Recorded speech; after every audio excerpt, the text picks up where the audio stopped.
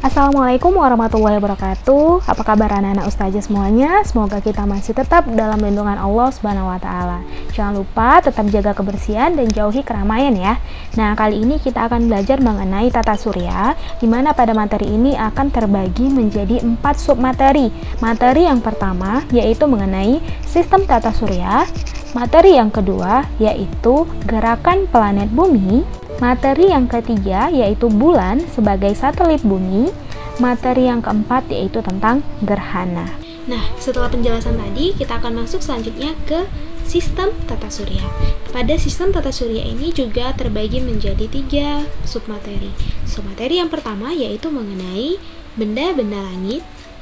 Submateri yang kedua yaitu mengenai pergerakan benda langit. Terakhir, di submateri tentang sistem tata surya yaitu adalah hipotesis pembentukan tata surya.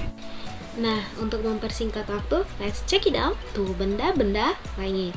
Nah, kalian tahu nggak apa salah satu contoh dari benda-benda langit? Ya, benar. Salah satunya itu adalah matahari, planet, satelit, komet, asteroid, meteoroid, meteor, dan meteorit. Salah satu benda langit tadi contohnya adalah planet, di mana yang kita tempati sekarang adalah planet bumi.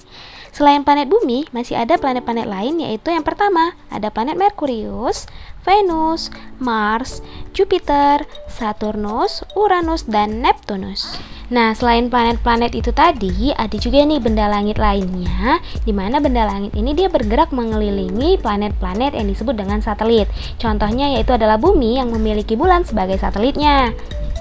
Nah, selain itu juga ada benda-benda langit seperti asteroid, komet, dan meteoroid.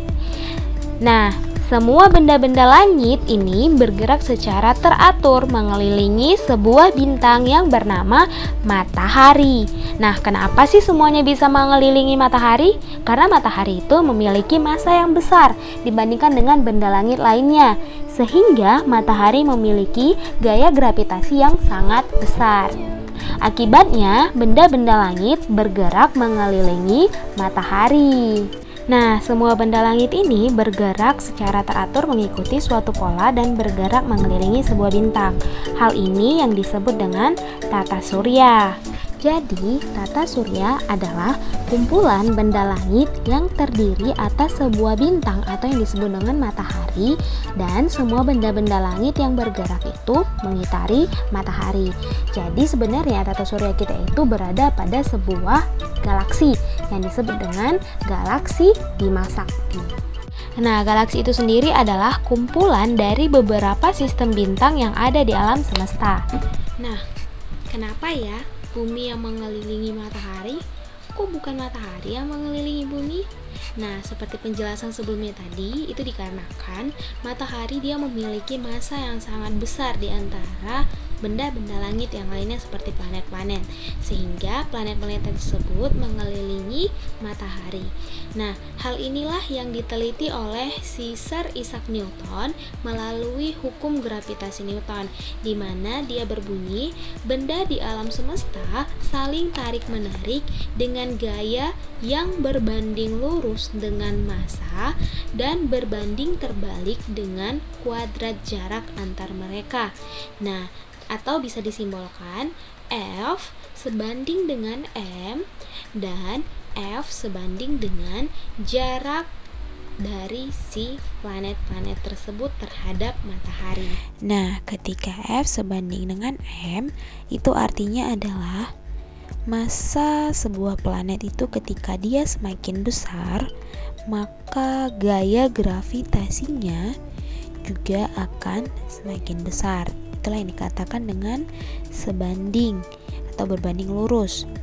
Sedangkan ketika F berbanding terbalik atau sebanding dengan 1/r², artinya adalah jika jarak antara planet semakin bertambah atau semakin besar atau semakin jauh, maka gaya gravitasinya akan semakin kecil. Selanjutnya yang kita bahas itu adalah si Johannes Kepler, di mana dia mengilustrasikan bagaimana gravitasi mengatur pergerakan planet yang dituangkan pada hukum Kepler. Di mana hukum Kepler ini terbagi menjadi 3, ada hukum 1 Kepler, hukum 2 Kepler, dan hukum ke-3 Kepler. Nah, untuk yang pertama ada hukum 1 Kepler, di mana dia berbunyi, semua planet bergerak pada lintasan elips mengitari matahari dengan matahari berada di salah satu fokus elips. Jadi elips itu adalah bentuknya seperti telur, di mana dia hampir bulat. Nah, jadi kalau ada sebuah planet, letaknya dia itu dikatakan jarak terdekat planet ke matahari atau disebut perihelion. Nah, sedangkan kalau yang satunya lagi itu adalah jarak terjauh planet ke matahari atau yang disebut dengan aphelion.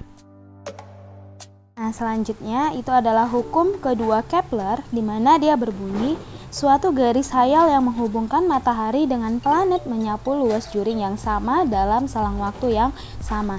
Jadi ketika ada sebuah lintasan elip di mana dia ada matahari di fokusnya dan ada sebuah planet, dia bergerak dari B ke C, kemudian dari D ke E. Nah, kita tarik garis hayal, itu garis hayal, dia akan menghasilkan luas ABC akan sama dengan luas AED, atau itu disebut dengan luas juring. Nah, waktunya dari B ke C akan sama dengan waktu D ke E. Tetapi bisa kita lihat dari gambar bahwa jarak dari D ke E lebih besar daripada jarak B ke C, sehingga kecepatan di DE harus lebih besar daripada kecepatan BC. Nah, kecepatan ini lebih besar karena dia dekat dari matahari. Sedangkan yang si BC kecepatannya lambat karena dia jauh dari matahari. Nah, selanjutnya yang ketiga ada hukum ketiga Kepler. Dia berbunyi, perbandingan kuadrat periode terhadap pangkat 3 dari setengah jarak orbit elips adalah sama untuk semua planet, di mana dapat disimbolkan T kuadrat per R pangkat 3 sama dengan konstan. Konstan itu artinya adalah tetap atau bisa juga dikatakan sama, dan T itu merupakan periode, R jari-jari rata-rata orbit planet. Selanjutnya kita bahas yaitu hipotesis pembentukan tata surya, di mana di sini ada 5 hipotesis pembentukan tata surya. Yang pertama ada hipotesis nebula, yang kedua ada hipotesis planetesimal, ketiga ada hipotesis pasang surut, keempat ada hipotesis bintang kembar, dan terakhir ada hipotesis protoplanet. Nah, langsung aja agar lebih paham, yuk kita perhatikan animasi dari ruang guru berikut ini. Hipotesis nebula pertama kali dikenalkan oleh seorang ilmuwan, teolog, sekaligus filsuf dari Swedia yang bernama Immanuel Swedenborg. Akan tetapi, hipotesis ini disempurnakan kembali oleh filsuf kebangsaan Jerman yang bernama Immanuel Kant. Hipotesis nebula ini terkenal dengan nama hipotesis kabut, bahwa alam semesta ini berasal dari kabut, teman-teman. Loh, kok bisa ya? Jadi begini, kabut yang ada berupa gas yang berbentuk awan-awan raksasa. Nah, nebula ini tersebar di luar angkasa seperti ini, teman-teman. Menurut hipotesis nebula, awan-awan raksasa itu berputar dan berpilih dengan kuat, yang menyebabkan terjadinya pemadatan pada pusat lingkaran, dan pada akhirnya terbentuklah matahari.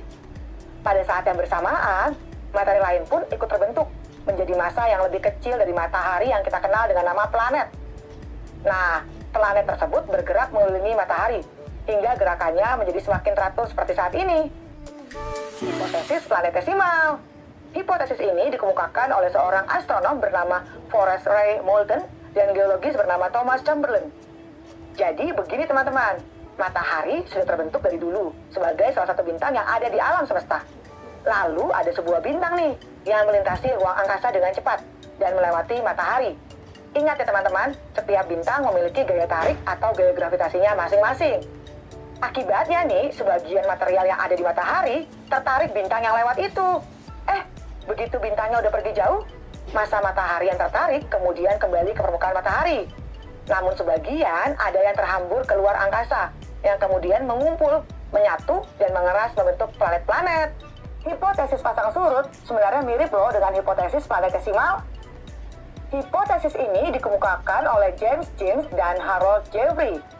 Jadi awalnya nih, matahari udah ada nih. Lalu lewatlah satu bintang besar yang mengorbit dekat matahari. Hal ini mirip ya sama hipotesis planetesimal. Lalu bedanya apa ya? Nah, bedanya nih, Kalau dalam hipotesis planetesimal, gaya tarik atau gaya gravitasi bintang ini membuat partikel-partikel di matahari tertarik. Kalau dalam hipotesis pasang surut, yang dibawa adalah gelombang pasang gas-gas panas matahari. Gas-gas matahari yang tertarik akan membentuk seperti cerutu panjang, atau juga bisa disebut filamen, yang besar di bagian tengah dan tajam di bagian ujung. Dan sebagian gas matahari akan kembali masuk ke matahari. Setelah bintang tersebut pergi, cerutu tersebut berputar mengelilingi matahari. Lama-kelamaan, cerutu tersebut mendingin dan membentuk bulatan menjadi planet. Lalu, kenapa namanya pasang surut ya? Karena peristiwa saat gas itu tertarik ke bintang mirip seperti peristiwa pasang, teman-teman. Dan saat gelombang panas itu lepas, lalu sebagian kembali masuk ke matahari, seperti peristiwa surut. Hipotesis bintang kembar ini ditemukan oleh astronom asal Inggris, Raymond Arthur, pada tahun 1938. Nah, menurut beliau nih, tata surya kita dulunya emang punya 2 bintang raksasa. Makanya hipotesis ini dinamakan hipotesis bintang kembar, teman-teman. Jadi begini ceritanya. Waktu kondisi angkasa lagi baik-baik aja nih, tiba-tiba datang sebuah bintang. Bintang ini kita sebut bintang ketiga. Wah, mau ngapain ya bintang ini? Ternyata bintang ini menabrak salah satu bintang dan membuat keduanya hancur berantakan. Nah, pecahannya mengambang-ngambang di angkasa dan perlahan-lahan mendekati bintang yang masih utuh. Pecahannya ini lama-kelamaan menjadi planet, teman-teman.